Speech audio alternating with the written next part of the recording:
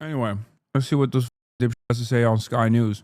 In the air, and still some of these suspects continued to advance towards the troops in a threatening manner.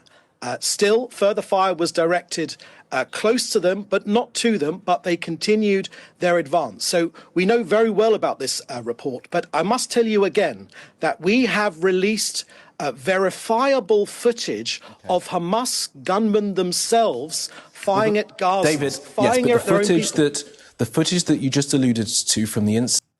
I never in my life would have thought Sky News would be doing real-time pushback. Chat, is this real? It's so fucking crazy, dude. That is unfucking believable. For months on end, when an Israeli official went on Western media, whatever they said, it was whatever I say goes. All of a sudden, almost overnight, well, not overnight, but in the past couple of weeks, people are actively going, yeah, no, the footage that you sent in is actually not from that incident.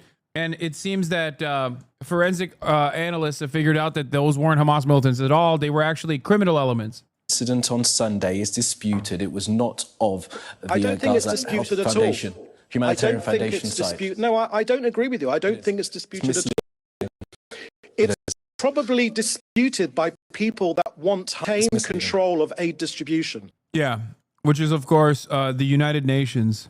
But we're not going to have that anymore because So that let's is talk their about last this incident. vestige Let's talk about of this control. incident on Tuesday. Okay, David, let's talk about this incident on Tuesday. 27 people killed. You say there was a threat. Did they have weapons?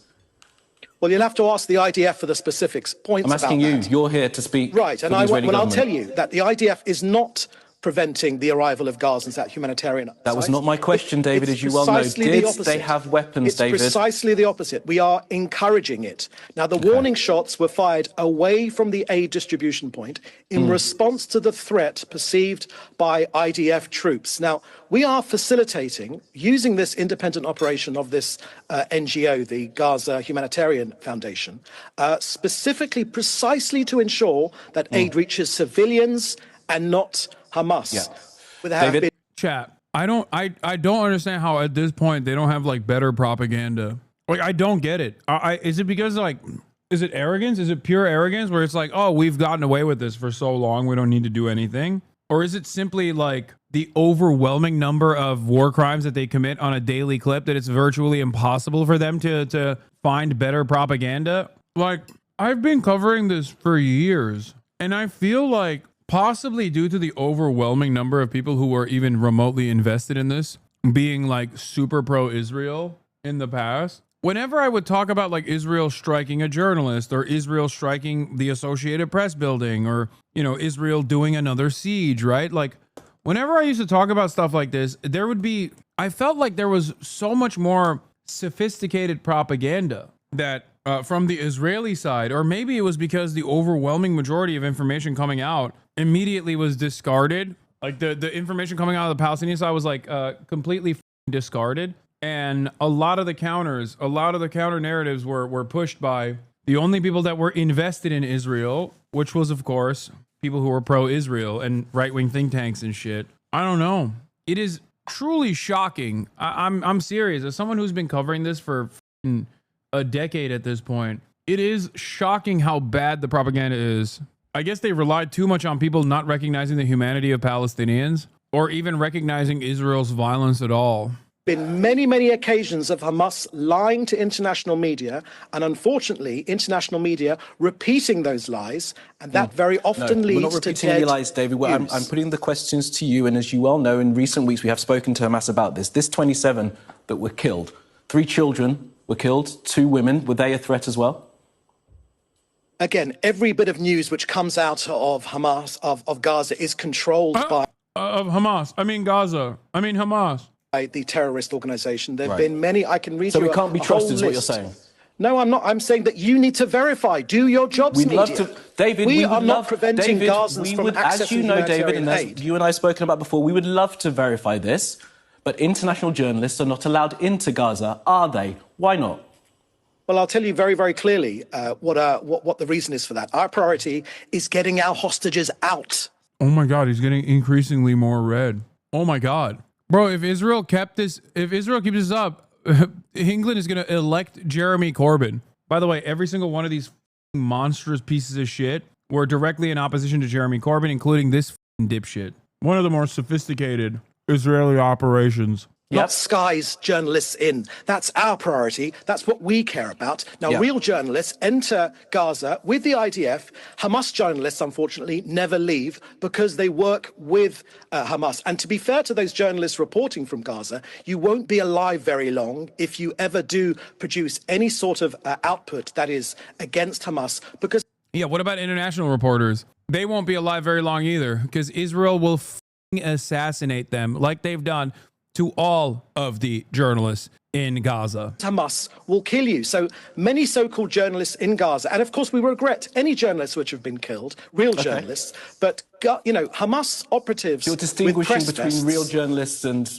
fake journalists. The point is, David, journalists aren't allowed, from international organisations, are not allowed into Gaza either. And I'm asking you again, why you don't allow that? Why don't the Israeli government allow journalists in? You'll know the charge that's put to the Israeli government is that they don't want the world to see what's really happening.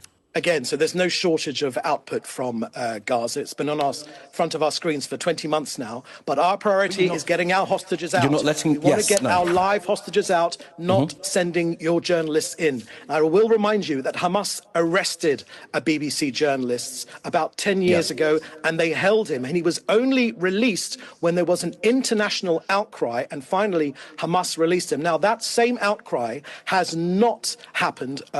Oh shit, they're protecting the journalists by not letting them, they're protecting their journalists by not letting them into the Gaza Strip because otherwise Hamas would kidnap them. It's so funny. Am I listening to Ethan Klein or National Public Diplomacy Director at Prime Minister's Office's very own former Labor Friends of Israel leader, David Mencer? Wow. Well, don't worry. If these journalists are crazy enough to become Hamas hostages, let them become Hamas hostages, you know? For our Israeli people being held hostage for more than 600 days now.